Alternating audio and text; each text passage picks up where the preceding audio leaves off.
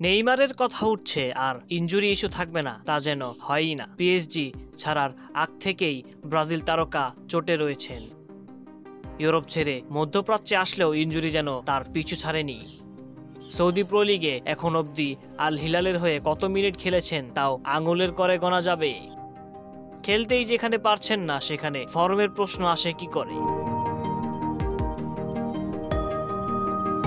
ব্রাজিলের তারকাকে নিয়ে তাই রাজ্যের কথা, নিজের ভবিষ্যৎ নিয়েও শঙ্কায় পড়ে গেছেন নেইমার।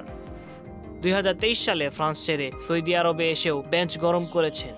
তাই তো কোনো রাগডাক না রেখে আল হিলালের কোচ জর্জ জেসুস বলেছেন সে সৌদি লিগে খেলার অযোগ্য। সৌদিতে চোট নিয়েই আসেন নেইমার। এরপর চোটের মাত্রা 2 দিন ভালো থাকলে 3 দিন পর আবার বেড়েছে। লম্বা পুনর্বাসন শেষে গত বছরের নভেম্বরে ফের চোট পান। ওই বছর খেলতে পেরেছেন মোটে মাত্র 2 ম্যাচ, তাও মাত্র 42 মিনিট।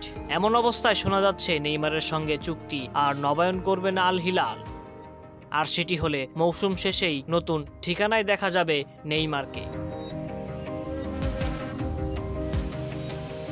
নেইমারের ভবিষ্যৎ নিয়ে তেমনই ইঙ্গিত দিয়েছেন আল হিলালের পর্তুগিজ কোচ। ডেইলি মেইলকে জর্জ বলেছেন, আমি নেইমারের ভবিষ্যৎ নিয়ে কিছু জানি না। সৌদি প্রো লিগ এই মুহূর্তে বিশ্বের অন্যতম সেরা লিগ, সেই পর্যায়ে খেলার মতো অবস্থাই তো নেই নেইমারের। নিজের কথার ব্যাখ্যাও দিয়েছেন কোচ, নেইমার আসলে এই লেভেলে খেলার যোগ্যতা হারিয়েছে। যখন আমি দল গঠন করেছিলাম তখন তাকে ও আলেকজান্ডার মিত্রজভিকে গুরুত্ব দিয়ে করেছিলাম, কিন্তু নেইমার তখনই পড়লেন ইনজুরিতে। সে গত 14-15 মাস মাঠের বাইরে। এখন সে নিজেকে কঠিন পরিস্থিতিতে ফেলেছে। নেইমারের চুক্তি এখনো আছে, কিন্তু তাকে ধরে রাখা হয়নি। এই দলবদল চলবে জানুয়ারির 31 তারিখ পর্যন্ত। আমি এমন কিছু বলতে চাই না যা আমি জানি না।